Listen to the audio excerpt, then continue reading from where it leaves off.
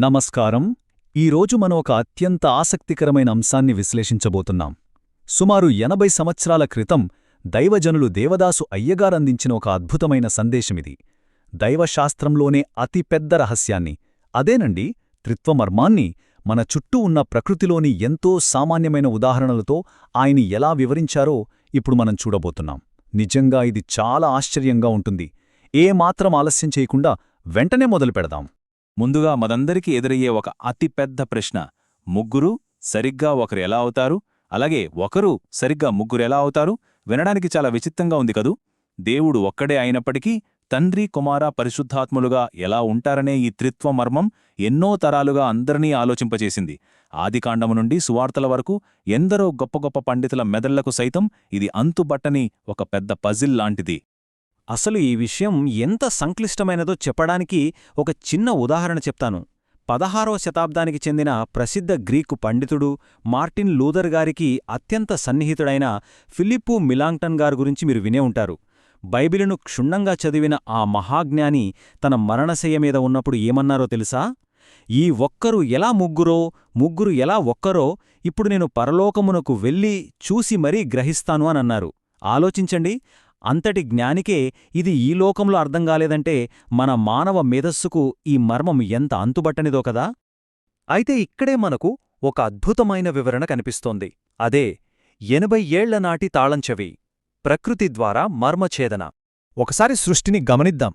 మనం ఏదైనా తయారు చేయాలంటే, ఉదాహరణకు ఒక కుర్చీ చేయాలంటే చెక్క కావాలి, ఇల్లు కట్టాలంటే రాళ్ళు, సిమెంట్ కావాలి. అంటే ముందుగా ఉన్న ఏదో ఒక వస్తువును మార్చి మాత్రమే మనం దేన్నైనా సృష్టించగలం. కాని దేవుని సృష్టి అలా జరగలేదు.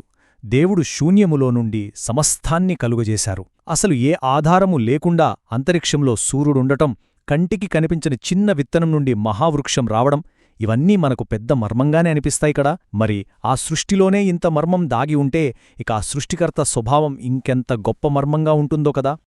ఆ మర్మాన్ని అర్థం చేసుకోడానికే ఇప్పుడు మనం కొన్ని సాధారణ ఉదాహరణలు చూద్దాం. మనకు రోజూ కనిపించే ఒక పక్షిని తీసుకుందాం. దానికి 2 కళ్ళు, 2 చెవులు, 2 రెక్కలు ఉంటాయి. ఇన్ని వేర్వేరు భాగాలు ఉన్నప్పటికీ అదొక చెట్టు కొమ్మ మీద వాలినప్పుడు మనమేమంటాం? ఒక పక్షి వాలింది అని మాత్రమే అంటాం కదా. అంతేకాని కళ్ళు, రెక్కలు వాలాయని అనం.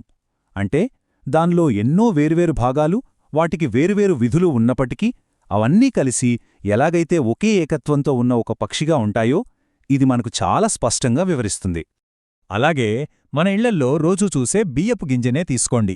ఒక గింజకు నిర్దిష్టమైన ఆకారముంటుంది, రంగు ఉంటుంది, రుచి ఉంటుంది. ఈ 3 వేరువేరు లక్షణాలు, అవునా? కాని వీటిలో ఏ ఒక్కదాన్ని కూడా మనం విడదీసి చూడలేము.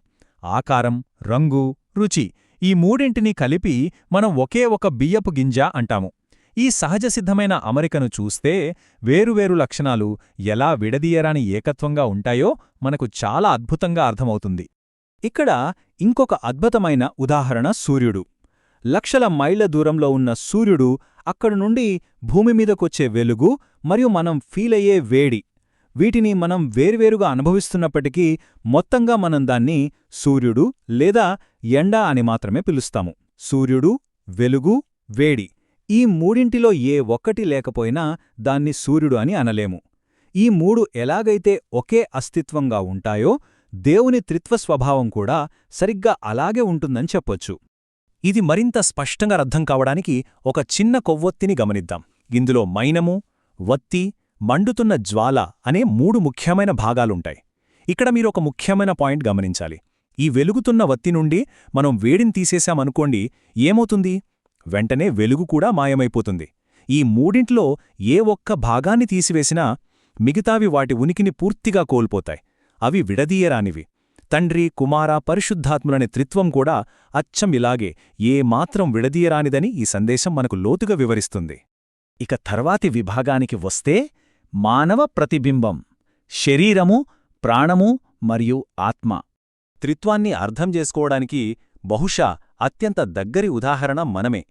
1వ తెస్సలోనికీయులకు రాసిన పత్రిక 5వ అధ్యాయం 23వ వచనంలో చెప్పబడినట్లుగా ఒక మనిషి అంటే కేవలం ఒక శరీరం మాత్రమే కాదు.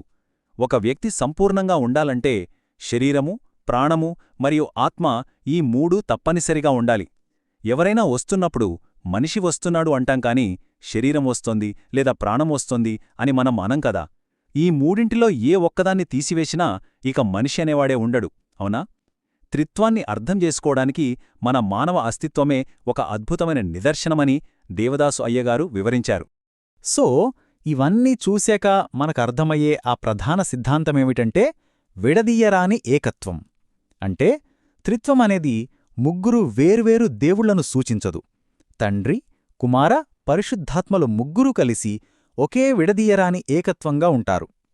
మాటల్లో మనం వారిని వేరుగా పలకవచ్చు కాని వారి అస్తిత్వంలో వారిని ఎన్నటికీ వేరు చేయలేము. ఒకరిని తీసివేస్తే మిగిలినవారు ఉండ్రు అన్నంతగా వారు పూర్తిగా ఒక్కటై ఉన్నారు. ఈ విడదీయరాని ఏకత్వంలో మనం గమనించాల్సిన మరో గొప్ప విషయం దేవుని లక్షణాలు. అనాది అయిన ప్రేమ, అనంతమైన జ్ఞానము, సర్వశక్తిమంతమైన సామర్థ్యం. ఈ అద్భుతమైన లక్షణాలన్నీ కూడా ఈ త్రిత్వంలో సమానంగా ఉంటాయి. అంటే తండ్రి సర్వశక్తిమంతుడు, కుమారుడు సర్వశక్తిమంతుడు, అలాగే పరిశుద్ధాత్మ కూడా సర్వశక్తిమంతుడే. ఎందుకంటే ముగ్గురూ ఒక్కటే. అందరూ సమానంగా దేవుని లక్షణాలను పంచుకునే సంపూర్ణ ఏకత్వమే ఈ త్రిత్వం. ఇక అతి ముఖ్యమైన విషయం, తండ్రి, కుమార, పరిశుద్ధాత్మను మూడు ప్రత్యేకమైన కోణాలు ఉన్నప్పటికీ దేవుడు ఒక్కడే అని నొక్కి చెప్పడమే ఈ 80 ఏళ్ల నాటి సందేశం యొక్క అంతిమ సత్యం. ముగ్గురు దేవుళ్ళు లేరు, దేవుడు ఒక్కడే. ఆ ఒక్కడే దేవుడు. ఈ పరమ సత్యాన్ని, ఆ ముగ్గురి ఏకత్వాన్ని మనస్ఫూర్తిగా ఆరాధించడమే త్రిత్వ ఆదివారం యొక్క అసలైన ఉద్దేశ్యం. చివరగా ఒక్కసారి ఆలోచించండి.